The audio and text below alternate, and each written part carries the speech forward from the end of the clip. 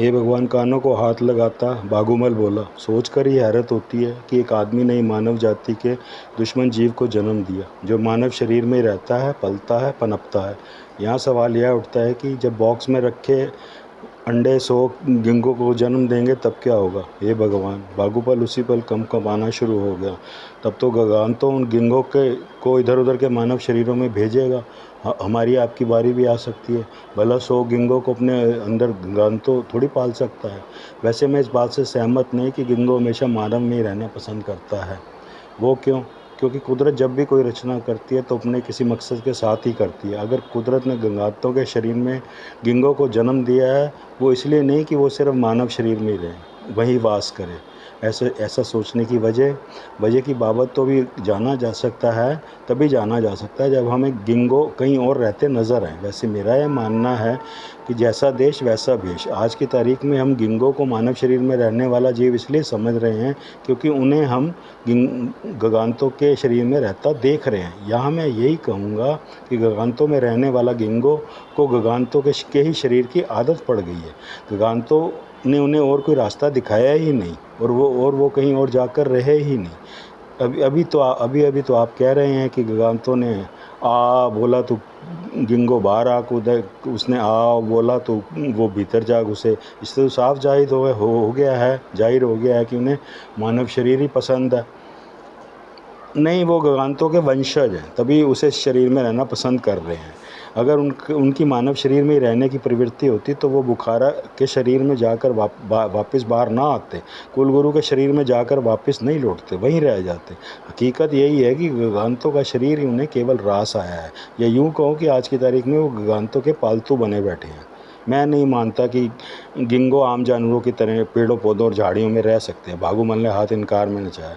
पर मैं मानता हूँ कुदरत ने गिंगों की रचना आदम शरीर में ज़रूर की है, पर उसका मकसद कुछ और है। कुदरत बिना मकसद कुछ नहीं करती। आज की तारीख में भी गिंगो विशुद्ध शाकाहारी जीव है। वो सिर्फ मशरूम खाता है, और मेरा ये मानना है कि मशरूम इतनी गंदी जगह पर पैदा होता है जहाँ लोगों का पखाना मलमूत्र आदि गिरा रहता है, कि लोग मशरूम खाना पसंद नहीं करते। इसी मशरूम का भक्षण करने की खातिर ही कुदरत ने गिंगों की रचना की। और सच पूछो तो मुझे इस बात का डर भी है कि अगर कुदरत की इस अद्भुत अनूठी नस्ल को मैंने ख़त्म करने की कोशिश की तो कुदरत मुझे भी कभी ना बख्शेगी। आप तो बिला वजह ही घबरा रहे हैं, ऐसा वहम है आपका। इतने आदमखोर जीव की रचना आदम के ही भीतर कराकर कुदरत ने हमें यह संदेशा भेजा है कि चेत जाओ, नहीं तो मैं इसी गिंगों के हाथों पूरी मानव जाति तबाह कर दूंगा। ये बात है तो भी तो हम कुदरत के खिलाफ ही जा रहे हैं। शिव नरेश बोला, मानवता की भलाई के लिए कुदरत के खिलाफ भी गए तो मेरा ख्याल है कि इसमें कोई बुराई नहीं। कुदरत ने ही सांप और मोर की रचना की है। मेंढक को सांप खाता है और सांप को मोर। अब अगर सांप मेंढक खाने से पहले यह सोचे कि वो कुदरत की रचना मेंढक का नाश कर रहा है, तो फिर भला कुदरत का संतुलन कैसे रहेगा। कुदरत ने तो सभी जीवों को जन्म दिया है और फितरतन ही उन्हें एक दूसरे का दुश्मन दोस्त बनाया है, ताकि संसार का संतुलन बना रहे। खुद सच पूछो, तुम्हारी इन्हीं बातों से ही मुझे मनोबल मिला है। शिव नरेश बोला, हमारे आगे दुविधा यही है कि हम अभी पूरी तरह इस नतीजे पर नहीं पहुंच पाए कि गिंगो आदमी का दुश्मन है या दोस्त। सही फरमाया आपने। हमने सिर्फ वही देखा जो गगानतों ने हमें दिखाया। हमने सिर्फ वही सोचा जो गगानतों ने हमें सोचवाया। बॉक्स में पैदा होने वाले गिंगो अगर पेड़ पौधों पर रहने लगे तो हमें पता लगेगा कि गिंगो मानव का मित्र है। पर वक्त की नज़ाकत यही है कि हमें तजुर्बा नहीं कर सकते। हम बॉक्स में पड़े अंडों को गिंगों में तब्दील नहीं कर सकते। तो फिर छोड़िए उस भगवान पर जिसने यह दुनिया बनाई, जिसने यह कुदरत बनाई। सेनापति, तभी एक सैनिक शिव नरेश के पास पहुंचा। ताबूत तैयार है, कब्र भी खोद चुकी है। ताबूत में जंग ना लगने वाला लेप लगा दिया। कब्र भी 10 हाथ गहरी खोदी है, इतनी गहरी कि मुर्दा बाहर ना आ सके। और कुछ, बस अपने आदमियों को साथ लो और हवेली के हर महकमे पर कब्जा कर लो। आज के बाद यहाँ शिव नरेश का राज चलेगा। जी जनाब।